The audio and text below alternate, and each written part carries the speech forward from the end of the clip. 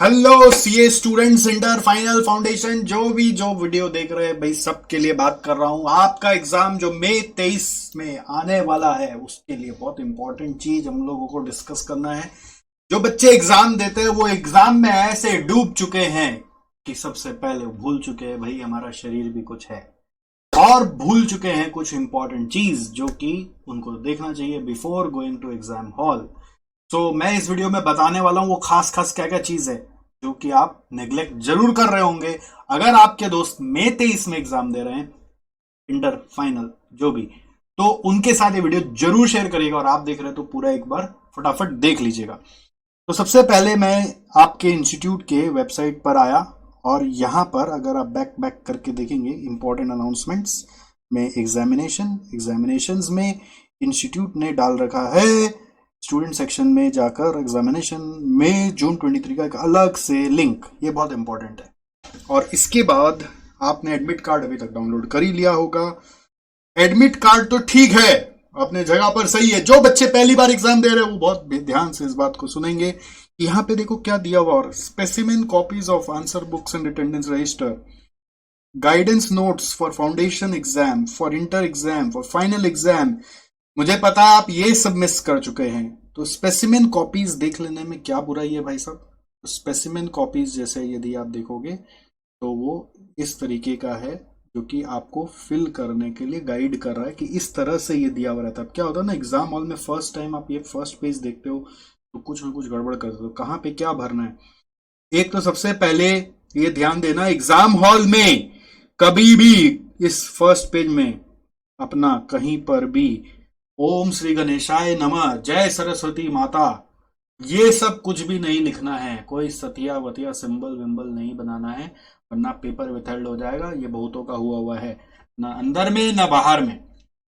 दूसरा देखो यहाँ पे क्या बोलता है, रोल नंबर इन वर्ड्स। आपका एडमिट कार्ड आपने डाउनलोड कर लिया होगा, रोल नंबर इन वर्ड्स। जैसे अगर आपका रोल नंबर है 13,696 तो 13,696 प्रॉपर लिखना, और ये सबसे पहले लिख दोगे, ठीक है। फिर यहाँ पे रोल नंबर आप यहाँ पर ये देखो, ये जो जगह बनाया हुआ है यहाँ पर वो फिलअप भी करोगे। और पेंसिल से क्या लिखा हुआ, use only blue or black, नहीं पेंसिल नहीं, पेंसिल से नहीं, use only blue or black ball point pen use करके इसको भी खचर खचर, जैसे अगर यहाँ पे 1 है तो 1 पे मार्क करा, ये 3 है तो 3 पे मार्क करा, ये 6 है तो 6 पे मार्क करा, ऐसे ऐसे इसको भरोगे, ठीक है। कैंडिडेट सिग्नेचर करोगे विद इन द बॉक्स, और यहाँ पर आप अपना एग्जाम लिखोगे, जैसे कि इंटरमीडिएट एग्जाम, और फाइनल है तो फाइनल एग्जाम। ग्रुप नंबर लिखोगे, पेपर नंबर ध्यान दे लेना किन पेपर का एग्जाम है, जैसे पहला वाला अकाउंट्स होता है या एफआर होता है, वैसे पेपर नंबर भी देख लेना। फिर सब्जेक्ट नेम भी प्रॉपर लिखना, ये सब आपका लिखना जरूरी है। और ये भी लिखा करो, ये नहीं लिखते तो भी चलता है, main plus additional sheets, but ध्यान रखा करो कि जब एग्जाम खत्म हो जाए तब लिख देना। ऑलराइट, इसमें कहीं पर भी आपने अपना नाम लिखना है क्या, देख लीजिए। तो ये चीज पे ध्यान दीजिएगा, कहीं पे भी नाम नहीं लिखना होता आपको अपना। और आप जबरदस्ती बोले अरे भैया मेरा नाम ही नहीं लिखा, खो देगा तो क्या होगा। नाम लिख दोगे तो पक्का खो देगा, रोल नंबर ही लिखना है बस। ये सीक्रेसी हमारा इंस्टीट्यूट मेंटेन करता है। तो पेपर कोड आपको, पेपर जब क्वेश्चन पेपर मिलेगा ना तो उसमें लिखा हुआ मिलता है, वो पेपर कोड यहाँ पे मार्क करना जरूरी है, ये भी ध्यान देना। पेपर कोड, ये सब कुछ कुछ नया नया ऐड होते रहता है इंस्टीट्यूट की तरफ से। फिर एमसीक्यू जिनका एग्जाम होता है उसको एमसीक्यू बुकलेट मिलता है, उसमें क्वेश्चंस रहते हैं बट उसका आंसर्स यहाँ पे मार्क होता है। एमसी बुकलेट का जो बुकलेट आपको मिला उसका सीरियल नंबर होगा, वो सीरियल नंबर यहाँ पे लिखोगे। और वो भी देखो बनाया हुआ ये कंप्यूटर के जैसे, कैलकुलेटर के जैसे। तो 7 है तो इसी में जैसे बचपन में राइटिंग प्रैक्टिस करें, यहाँ 7 यहाँ 6 ऐसे करके बना के फिर नीचे में उसका कॉरेस्पॉन्डिंग सर्कल को गोला करोगे। Paper number C reverse, paper number C reverse वो आप देख लेना कौन सा पेपर नंबर है। सी रिवर्स मतलब यहाँ पे सारा आइडियाज इन लोग दे रखा है, कौन सा में कौन सा पेपर इंटर का फाइनल का, वो पेपर नंबर आपको याद रखने का टेंशन नहीं लेना है, वहां से देख के ले लेना है। लेवल ऑफ एग्जाम में यहाँ पे लिखना है और यहाँ पे गोला मारना है। स्ट्रीम याद रखना, ओल्ड और न्यू। अभी आप न्यू सिलेबस में ही एग्जाम दे रहे हैं तो न्यू लिखना, ठीक है। अभी वो वाला न्यू नहीं आया, अभी जो आने वाला है जिसका आने का इंतजार ही चल रहा है। और यहाँ पर आंसर्स में ध्यान रखना, कोशिश करके ब्लैक पेन ही यूज करना। और मैं एक रिकमेंडेशन करूंगा कि इनिशियली एक बार पेंसिल से करना, क्योंकि कल को गड़बड़ हो गया तो फिर दो दो ऑप्शन बच्चा लोग मार्क कर देता है, बी और डी, नंबर नहीं मिलने वाला, फिर वो रिजेक्ट हो जाएगा। तो इसलिए एक बार पेंसिल से करके फिर जब श्योर हो जाए तब पेन से कर देना। और मेरे हिसाब से तो पेंसिल भी अलाउड है, बट यहाँ लिखा है कि भाई साहब यहाँ पे आपको blue or black pen he use करना है, तो पेंसिल अलाउड नहीं है। इसके अलावा यहाँ पर भी कुछ जनरल इंस्ट्रक्शन रहता है, क्योंकि ये सब बार कोड में स्कैन होता है, तो इस सब चीज को फॉलो करना है। देखो यहाँ पे क्लियरली लिख दिया, ब्लैक और ब्लू बॉल पॉइंट पेन ही यूज करना है, पेंसिल से मिट जाता है बोलकर पेंसिल को यूज नहीं करना, इससे कोई चेक करने वाला भी बदमाशी कर जाए आपकी जिंदगी के साथ, इसलिए पेंसिल नहीं यूज करना है। और उसके बाद एक और चीज देखना, the answer to each question must be comments on a fresh page and question number prominently written at the top of each answer.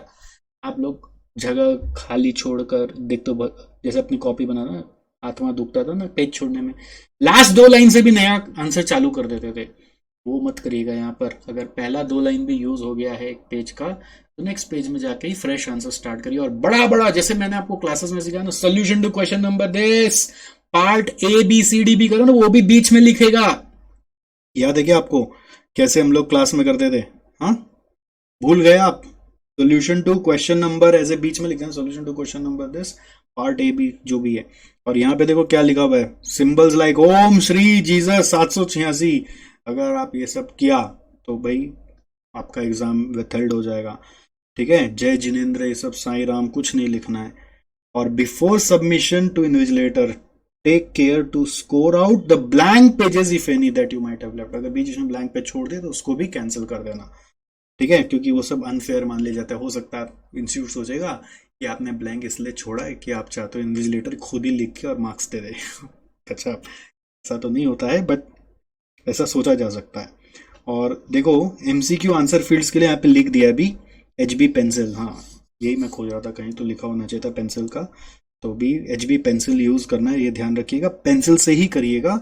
बाकी सब जगह पेन से कर दिया। और मैं तो बोलता हूँ एक बार पेंसिल से करके ना फिर पेन से कर देना, सो दैट क्या है कि मिस्टेक ना हो, क्योंकि बहुत बच्चों का ना फिर दो दो में मार्किंग हो जाता है, तो वो फिर एग्जाम सेंटर में उसका सपोर्ट नहीं मिलता, इस चीज़ का ध्यान रखना। कोई भी rough work not to be done on OMR cover page, OMR cover page एकदम नीट एंड क्लीन रहना चाहिए, सर्कल को कंप्लीटली डार्कन करेगा। ये सब छोटा छोटा चीज है जो बच्चे ओमिट कर जाते हैं। और फिर डिस्क्रिप्टिव का भी यहाँ पे क्वेश्चन नंबर सारा फिलअप करना है। ऐसे कई सारे दिए हुए, एक बार सारा नज़र से ज़रूर निकाल लेना, बिकॉज आप लोग ये ध्यान नहीं देते हो। ये सब अगर मार्क नहीं करते ना तो चेकर भी फिर ऐसे ही चला देता है राम भरोसे, ऐसे भी राम भरोसे चलाते ही हैं, बट फिर भी आप एक बार अपना प्रिकॉशन के लिए पहले ही इसको प्रॉपरली पढ़ लीजिएगा ना, day before on the day of exam एकदम काम रहिएगा, कोई टेंशन रखिएगा ही मत, राइट। तो ये एक बताना था। और एक बहुत इंपॉर्टेंट चीज़ है यार, ये कोविड रिलेटेड कुछ गाइडेंस आया है, इस चीज़ को भी ध्यान देना है।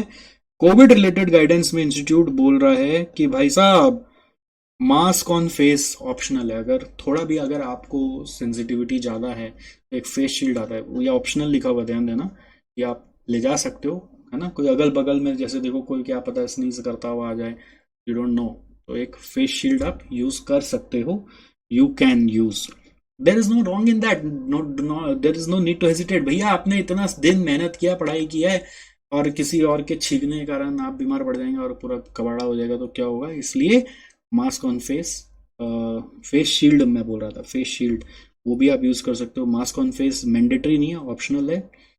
पर्सनल ट्रांसपेरेंट वाटर बॉटल होना चाहिए, ध्यान रखना, दिखने वाला, जो नहीं दिखेगा तो फिर वो वाटर बॉटल यूज नहीं करने देगा। Small hand sanitizer, exam related documents ये सब तो आप लेके जाते हो। कैलकुलेटर हमेशा दो लेके जाना, साइंटिफिक मत ले जाना, कभी कभी एक कैलकुलेटर चलता ही नहीं है। पेंसिल पेन सारा चीज एक्स्ट्रा रखना, ये सब बिना बोले बताने का जरूरत नहीं है। और एक फोटो आईडी कार्ड मत भूलिएगा, आप लोग एडमिट कार्ड ले जाते हैं, फोटो आईडी कार्ड नहीं ले जाते, तो ये सब जो बेसिक चीजें, इस चीज का ध्यान रखिएगा क्लास मूवमेंट पे कहीं दिक्कत ना आ जाए आपको। वैसे एग्जाम सेंटर कह रहा है कि आपको पानी का बॉटल देगा, बट नहीं भी दे सकता, इसलिए do not risk it, do not risk it. पानी बॉटल मैं तो बोलूंगा, जो हाय हाय गर्मी चल रही है इसमें दो दो दो दो पानी का बॉटल जरूर लेके जाइए अपने घर से, ठीक है, वहां के पानी के भरोसे नहीं बैठेंगे। यहाँ पे ऐसे लिखा हुआ है 5 number point, candidates are advise to wear face mask and shall remove the same only at the time of personal identification. Face mask देखो पहन के बैठना बहुत मुश्किल है, तो कंफर्टेबल फेस मास्क पहले से ट्राई एंड टेस्ट करके ले जाना। उस दिन वाला नया नया फेस मास्क खरीदोगे तो क्या पता वो सांस नहीं लिया जाएगा, ठीक है, बीच में ही अस्थमा जैसा फील होगा और नर्वस हो जाओगे। ऐसा नहीं होना चाहिए। और ध्यान रखना कि 1:30 बजे के पहले ही पहुंच जाना भाई साहब, किसी भी हालत में और ज़्यादा लेट मत करना। All right. इसके बाद ये सब तो बेसिक बातें, बट फिर भी आप पढ़ सकते हो। बट मेरे को ये बताना था कि भाई साहब अपना OMR शीट कैसे भरते हैं इसको देख लीजिएगा, और गाइडलाइंस फॉलो जरूर कर लीजिएगा। और एक अटेंडेंस शीट भी होता है, वो भी इस तरीके का दिखता है, वो सारा यहीं पे लिस्ट में सारा दिया हुआ है। ये भी एक बार देख लीजिएगा कि कैसे भरता है। इसमें हॉल नंबर सिग्नेचर करना होता है, और जैसा वहाँ पे गाइड किया जाए वो देख लीजिएगा। तो अटेंडेंस शीट भी वो साइन जो कराएंगे उसको भरना मत भूलिएगा। तो थोड़ा सा अपने चीज़ों का स्वयं ध्यान रखें, कहीं इतने मेहनत करने के बाद एक छोटी छोटी चीज़ों में अनहोनी ना हो जाए।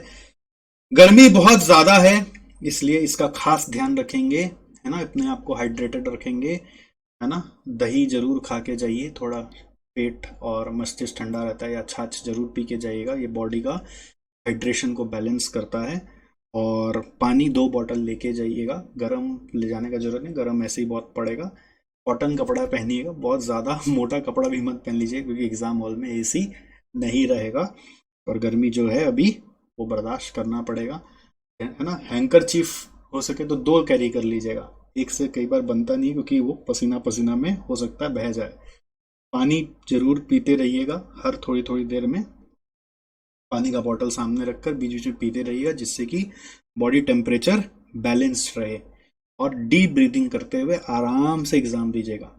जब भी पेपर देते देते कहीं पर भी ऐसा लगने लगे कि भाई नहीं हो रहा है डीप ब्रीदिंग, और नहीं हो रहा है, तो उस पार्ट को स्किप करके नेक्स्ट पार्ट में चले जाने का, उस पर ज़्यादा टाइम नहीं देने का है।